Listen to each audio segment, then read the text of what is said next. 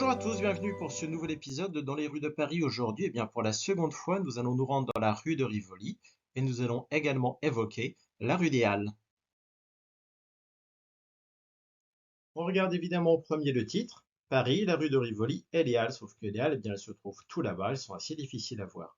Dans quelques semaines, je devrais consacrer un numéro entier aux Halles centrales de Paris et j'en profite aussi pour vous inviter à vous abonner si les vidéos vous plaisent.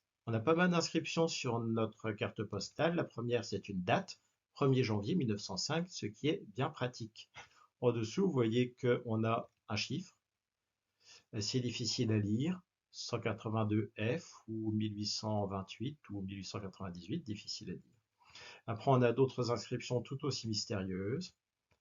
Et puis à côté, là, on a pris le soin de nous indiquer que la transversale qui se trouve ici est la rue des Lavandières.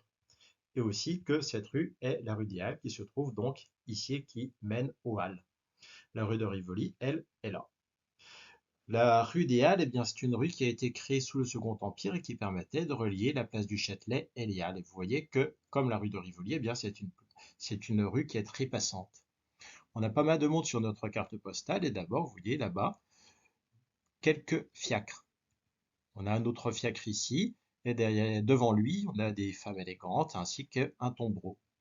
Là-bas, vous voyez des fiacres qui se croisent devant le café et puis ici, quelques hommes qui discutent fermement.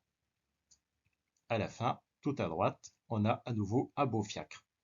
Et là, beaucoup de circulation dans notre rue des Halles. Mais à nouveau, vous voyez qu'on n'a absolument aucune automobile sur notre carte postale, aucune bicyclette. Le Paris de la Belle Époque, c'est vraiment le domaine du cheval. Au centre de la carte postale, vraiment bien placé, on trouve un café. Et vous voyez que le propriétaire est très heureux de proposer la bière Muller. Vous voyez qu'il vend aussi du saumur mousseux, c'est assez difficile à lire, et du vin gris d'Anjou, ce qui est aussi un vin qui est originaire du Saumurois. Donc on a un cafetier qui devait avoir 6 entrées dans cette région, qui peut-être venait de cette région. On a aussi le nom du café, mais il est difficile à lire. Néanmoins, je l'ai retrouvé dans un almanach de l'époque, c'était le café du Nouveau Siècle, tenu par un certain Guillot. Et sur la fichette, on insiste encore sur la bière Muller, et on nous promeut aussi la présence de billard.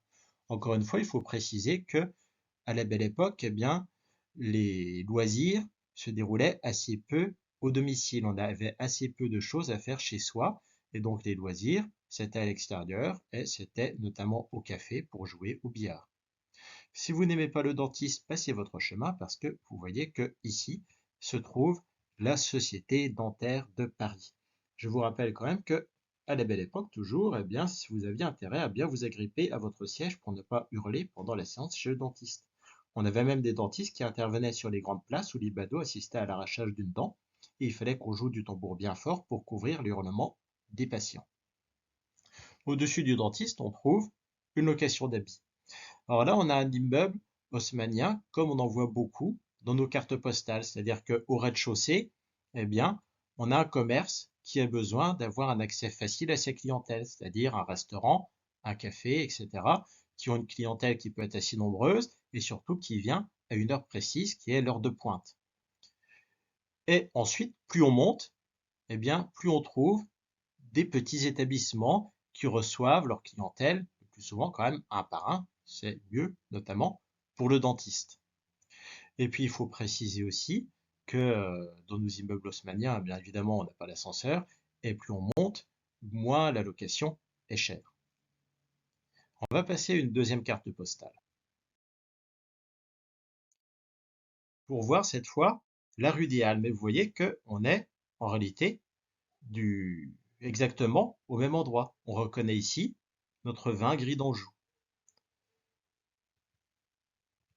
De l'autre côté, là-bas, on a un autre café qui est plutôt spécialisé dans le Bourgogne et dans le Beaujolais. Vous voyez ici, Chablis, Beaujolais.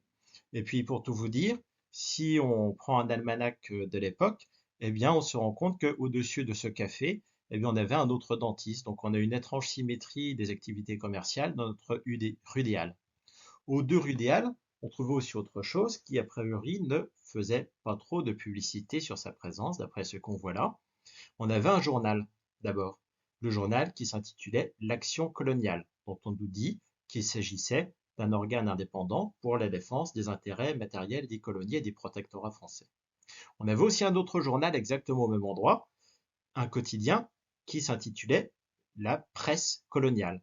Et puis on avait aussi le syndicat de la presse coloniale française, la Société coloniale des beaux-arts et la Ligue pour la défense des droits coloniaux. Et pour tout vous dire, eh bien, aux 2 rue des Halles vivait Augustin Bernetton, qui était rédacteur-directeur de l'Action coloniale, qui était également trésorier du syndicat de la presse coloniale et qui participait d'une façon ou d'une autre à la Société coloniale des beaux-arts, à la Ligue pour la défense des droits coloniaux.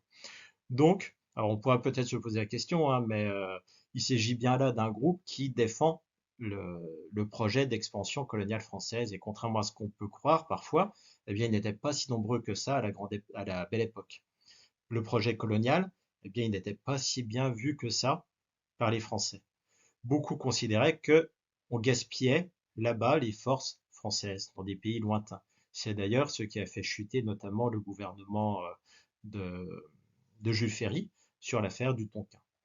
Mais si ce sujet vous intéresse, eh bien, je vous invite à regarder la vidéo que j'ai réalisée il y a quelques semaines sur Pierre Savorgnan de Brazza. Alors, comme d'habitude, eh bien, je vous remercie d'avoir regardé cette vidéo jusqu'au bout et je vous donne rendez-vous dans quelques jours pour le prochain épisode.